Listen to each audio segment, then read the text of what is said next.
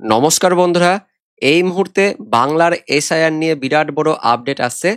পশ্চিমবঙ্গে কবে নাগাদ শুরু হতে পারে এসআইআর বা স্পেশাল ইন্টেন্সিভ রিভিশন, বিশেষ নিবিড় সংশোধন জানিয়ে দিল ভারতীয় নির্বাচন কমিশন। সে সঙ্গে আধার কার্ড গ্রহণ করা হবে কিনা, বিএলওদের কি কি কাজ করতে হবে, এসআইআর ফর্ম কিভাবে ফিল আপ করবেন, কোন কোন কাগজপত্র লাগবে, কি কি জানিয়েছে ভারতীয় নির্বাচন কমিশন আমরা জানবো বিস্তারিতভাবে এই ভিডিওতে। তার আগে আপনি এই ভিডিওটি কোন জেলার কোন ব্লক থেকে দেখছেন কমেন্টে জানিয়ে দিবেন। সেই সঙ্গে এসআইআর নিয়ে আপনার কি মত রয়েছে সেটাও কমেন্টে জানিয়ে দিবেন, এবং তার পাশাপাশি এসআইআর নিয়ে এরকমই ভিডিও পেতে চান কিনা সেটাও কমেন্টে জানিয়ে দিবেন। তো বন্ধুরা, প্রথমেই ভারতীয় নির্বাচন কমিশন থেকে যে সমস্ত আপডেটগুলো আসে সেটা আমরা দেখব, তারপর এসআইআর ফর্ম কিভাবে ফিল আপ করবেন সেটাও দেখে নেব। তো এই মুহূর্তে সবচেয়ে বড় আপডেট আসছে, বাংলায় 15ই অক্টোবরের পরেই স্পেশাল ইন্টেন্সিভ রিভিশন বা এসআইআর শুরু হওয়ার সম্ভাবনা রয়েছে। প্রশাসন সূত্রের খবর, বুধবার কলকাতায় ডেপুটি নির্বাচন কমিশনার জ্ঞানেশ ভারতী বিভিন্ন জেলার নির্বাচনী আধিকারিকদের সঙ্গে ভার্চুয়াল বৈঠকে তেমনই ইঙ্গিত দিয়েছেন। ফেয়ারলি প্লেসে বামাল্লি বিল্ডিংয়ে চিফ ইলেকটোরাল অফিসারের সিইও অফিসে এদিনের ওই ভার্চুয়াল বৈঠকে ডেপুটি নির্বাচন কমিশনার স্পষ্ট জানান, এসআইআর এর প্রস্তুতি পর্ব আগামী 7 দিনের মধ্যে শেষ করতে হবে। বিশেষ করে 2002 এর এসআইআর এর সময়ে ভোটার লিস্টে নাম ছিল এবং এখনো নাম রয়েছে এমন ভোটারদের চিহ্নিত করতে ম্যাপিং এর কাজ শেষ করতে হবে। পাশাপাশি এসআইআর এর অন্যতম গুরুত্বপূর্ণ বিএলওদের জন্য তৈরি হবে বিশেষ অ্যাপ, যে আবেদনপত্র ভোটারদের বাড়ি বাড়ি গিয়ে বিএলওরা সংগ্রহ করবেন তা সেই অ্যাপের মাধ্যমে ডিজিটাল রূপ পাবে এবং কমিশনের তথ্য ভাণ্ডারে চিরস্থায়ীভাবে সংরক্ষিত থাকবে। তো কি পদ্ধতিতে বিএলওরা কাজ করবেন তা নিয়ে বিধি করণীয় স্থির করে দেবে কমিশন। বিএলওদের সঙ্গে থাকবেন রাজনৈতিক দলগুলির মনোনীত বুথ লেভেল এজেন্টরাও বা বিএলএ, ফলে সমন্বয় রেখে গোটা কাজটা হবে। সংশ্লিষ্ট সূত্র জানাচ্ছে, যে কোনো ধরনের প্রভাব এড়িয়ে প্রত্যেককে কাজ করতে বলা হয়েছে। সমস্যা হলে তা জানাতে হবে কমিশন প্রতিনিধিদের। বস্তুত এই বিএলওদের রিপোর্টের ওপরে ভিত্তি করেই ভোটার আবেদন অনুমোদন বা বাতিল করবেন ইলেকটোরাল রেজিস্ট্রেশন অফিসারেরা, ইআরও। গোটা প্রক্রিয়ায় নজর রাখবেন এডিএম নির্বাচন এবং জেলাশাসক তথা জেলা নির্বাচনী আধিকারিক। কমিশন সূত্রের বক্তব্য, প্রাক এসআইআর পর্বে ভোটার তালিকায় ম্যাপিংয়ের কাজ সদ্য শেষ হয়েছে। এখন কমিশনের পোর্টালে তা আপলোড করার কাজ শুরু করেছেন জেলা কর্তারা। তা দ্রুত শেষ করতে বলেছে কমিশন। প্রসঙ্গত, এখনো পর্যন্ত রাজ্যে ম্যাপিংয়ের আওতায় চলতি বছরের ভোটার তালিকার সঙ্গে 2002 সালে এসআইআর এর তালিকা মিলিয়ে দেখে সেখানে থাকা ভোটারদের নাম বা তাদের পারিবারিক সূত্রের মিল পাওয়া গিয়েছে প্রায় 65%। বাকিদের ক্ষেত্রে যাচাইয়ের ওপর জোর দেওয়া হয়েছে। সুপ্রিম কোর্টের নির্দেশে আধার অন্যতম একটি পরিচয়পত্র হিসেবে গৃহীত হলেও তা বৈধ কিনা সেই যাচাইয়ের এখতিয়ার কমিশনের। তো এখনো পর্যন্ত যা আপডেট আসছে, আধার কার্ডকে শুধুমাত্র একটা পরিচয়পত্র হিসেবে নেওয়া হচ্ছে, তাছাড়া এর বেশি কিন্তু গুরুত্ব দেওয়া হচ্ছে না, এমনই আপডেট আছে। পাশাপাশি বিএলওদের অনেক গুরুত্বপূর্ণ কাজ দেওয়া হচ্ছে, তাদের জন্য বিশেষ অ্যাপও তৈরি করা হচ্ছে, সেই অ্যাপেই এসআইআর ফর্মটা আপলোড করতে হবে। পাশাপাশি আরো বলা হচ্ছে, চলতি বছরের ভোটার তালিকা অনুযায়ী এ রাজ্যে ভোটারের সংখ্যা 7.64 কোটি।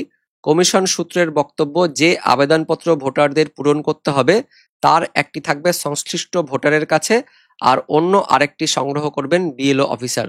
ফলে কম বেশি 15 কোটি আবেদনপত্র ছাপাতে হবে। কোথায় কিভাবে তা ছাপানো হবে তার পরিকল্পনাও চেয়েছে কমিশন। আবেদনপত্রের নমুনা পাঠাবে দিল্লির নির্বাচন সদন, তারপরে দ্রুত তা ছাপানোর ব্যবস্থা করতে হবে। তো এই মুহূর্তে আরো একটি বিরাট বড় আপডেট আসছে, নভেম্বর মাসের প্রথম সপ্তাহে 2রা নভেম্বরের পরেই এসআইআর এর বিজ্ঞপ্তি প্রকাশিত হতে পারে পশ্চিমবাংলায়, এমনই এই মুহূর্তে বিরাট বড় আপডেট আছে। নভেম্বর মাসের 2 তারিখেই পশ্চিমবঙ্গে এসআইআর এর বিজ্ঞপ্তি প্রকাশিত হতে পারে এবং এসআইআর কমপ্লিট হওয়ার 3 মাসের মধ্যেই পশ্চিমবঙ্গে বিধানসভা ভোটটাও হবে, এমনই কিন্তু জানিয়েছে নির্বাচন কমিশন। তো এসআইআর ফর্ম কেমন হবে আর কিভাবে ফিল আপ করতে হবে, কি কি কাগজপত্র লাগবে সেটাও দেখে নেব। অনস্ক্রিনে দেখতে পাচ্ছেন অ্যানেক্সার সি, ইনুমারেশন ফর্ম, এটাকে বলা হচ্ছে এসআইআর ফর্ম। তো এই ফর্মটি প্রত্যেক ভোটারের বাড়িতে যাবে, 2টো করে যাবে, তার মধ্যে 2টোই ফিল আপ করতে হবে এবং ভোটাররা একটি ফর্ম নিজের কাছে রাখবেন আর অন্য ফর্মটি বিএলওকে দেবেন। তো কিভাবে ফিল আপ করবেন, তো এটা কিন্তু ছাপায় থাকবে ভোটারের নাম, এপিক কার্ডের নম্বর, ঠিকানা, এগুলো আগে থেকে ছাপায় থাকবে। পাশাপাশি সিরিয়াল নম্বর, পার্টের নম্বর, নাম, বিধানসভা বা লোকসভা কেন্দ্রের নাম, রাজ্য, এগুলো আগে থেকে কিন্তু ছাপা থাকবে। এখানে ভোটারের নাম, ডিটেলস সমস্ত কিছু ছাপানোই থাকবে। পাশাপাশি পুরনো যেটা ছবি আছে ভোটার কার্ডে যে ছবি, সেই ছবিটাও কিন্তু এখানে দিয়ে থাকবে এবং এর পাশের ঘরটা ফাঁকা থাকবে। এখানে ভোটারের নতুন একটি ফটো কিন্তু সাঁটাতে হবে, রঙিন একটি পাসপোর্ট সাইজের ছবি এখানে সাঁটাতে হবে এবং তারপর এখানে ঘরগুলো ফিল আপ করতে হবে। প্রথমে ভোটারের জন্ম তারিখ, যেটা সঠিক জন্ম তারিখ সেটা এখানে লিখে দিতে হবে। আধার কার্ড নাম্বার থাকলে সেটা এখানে দিবেন, না থাকলে কোনো দেওয়ার দরকার নেই। চালু একটি মোবাইল নম্বর এখানে লিখে দিতে হবে। তারপর পিতা বা বাবার নাম এখানে লিখতে হবে। পিতা বা বাবার ভোটার কার্ড যদি থাকে সেই ভোটার কার্ডের নম্বরটা দিয়ে দিবেন। পাশাপাশি মাতার নামটাও এখানে লিখে দিতে হবে এবং তার সঙ্গে মাতার যদি ভোটার কার্ড থাকে সেটাও এখানে দিয়ে দিতে হবে।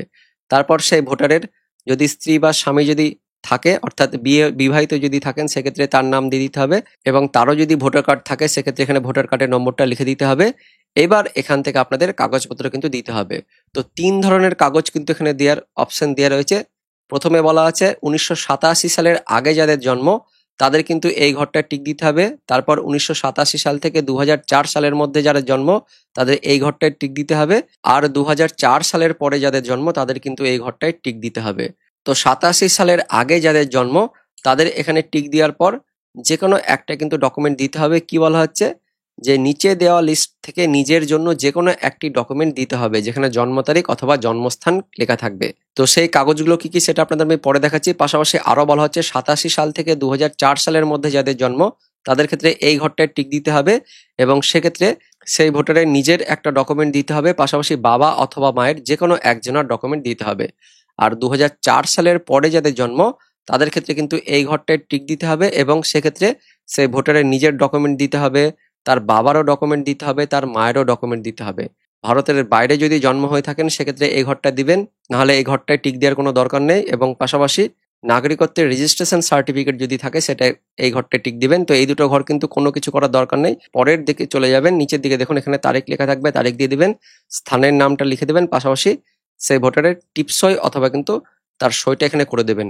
এবার আমরা দেখে নেব এই ফর্মের সাথে আপনাদের কোন কোন কাগজ লাগবে। তো ৮৭ সালের আগে যাদের জন্ম তাদের এই ১১টি ডকুমেন্টের মধ্যে থেকে যে কোনো একটা কিন্তু ডকুমেন্ট লাগবে। আপাতত আধার কার্ডটা কিন্তু ১২ নম্বরে থাকলেও শুধুমাত্র পরিচয়পত্র হিসেবেই গ্রহণ করা হবে, তাছাড়া কোনো এর ভ্যালু দেওয়া হবে না। তো এই ১১টা ডকুমেন্টের মধ্যে যে কোনো একটা ডকুমেন্ট কিন্তু ১৯৮৭ সালের আগে যাদের জন্ম তাদের যে কোনো একটা ডকুমেন্ট দিতে হবে। তারপর ২০০৪ সালের মধ্যে যাদের জন্ম তাদের নিজেরও ডকুমেন্ট আর বাবা মায়ের যে কোনো একটা ডকুমেন্ট দিতে হবে। ২০০৪ সালের পরে যাদের জন্ম তাদের নিজের, বাবার এবং মায়ের প্রত্যেকেরই কিন্তু ডকুমেন্ট দিতে হবে। তো কি কি ডকুমেন্ট দেওয়া যেতে পারে এখানে দেখুন লেখা রয়েছে। কেন্দ্র সরকার অথবা রাজ্য সরকারের পেনশনভোগীদের যে কোনো একটা কাগজপত্র যদি থাকে সেটা হবে। পাশাপাশি এলআইসি, পিএসইউ, ডাকঘর ১৯৮৭ সালের আগের যদি কোনো ডকুমেন্ট থাকে সেটা দিলে হবে।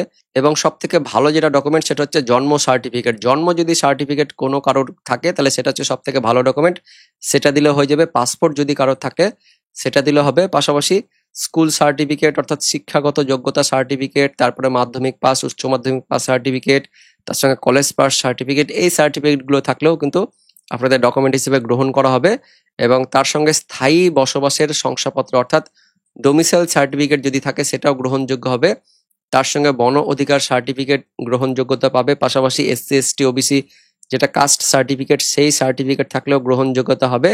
তার সঙ্গে বলা হচ্ছে যে জমি বা বাড়ির বরাদ্দের সার্টিফিকেট যদি থাকে সরকার কর্তৃক এই সার্টিফিকেট, তার সঙ্গে পারিবারিক নিবন্ধন সার্টিফিকেট, এদিকে নাগরিক পঞ্জি অর্থাৎ এনআরসির কোনো কাগজ যদি থাকে সেই সার্টিফিকেট, আধার কার্ড এবং এই ১১টা ডকুমেন্টের মধ্যে যে কোনো একটা ডকুমেন্ট দিলেই আপনাদের কিন্তু ফর্মটা ফিল আপ করা হয়ে যাবে। পাশাপাশি সেটা কিন্তু অ্যাপ্রুভও করা হবে। তো এইভাবে আপনাদের এই এসআইআর ফর্মটা ফিল আপ করতে হবে। দুটো করে ফর্ম আসবে, একটা নিজের কাছে রাখবেন এবং অন্যটি বিএলও অফিসারকে দিয়ে দিবেন। পাশাপাশি যেটা সব থেকে বড় আপডেট আসছে ২রা নভেম্বরের পর থেকেই পশ্চিমবঙ্গ অর্থাৎ বাংলায় এসআইআর এর বিজ্ঞপ্তি প্রকাশিত হতে পারে, এমনই এই মুহূর্তের সবচেয়ে বড় আপডেট উঠে আসছে। তো বন্ধুরা এসআইআর নিয়ে এটাই হচ্ছে এই মুহূর্তের সবচেয়ে বড় আপডেট। পরবর্তীকালে এসআইআর নিয়ে নতুন কোনো আপডেট এলে অবশ্যই আমরা ভিডিও করে আপনাদের জানিয়ে দিব। তো দেখা হচ্ছে পরবর্তী আপডেট নিয়ে, ততক্ষণের জন্য ধন্যবাদ।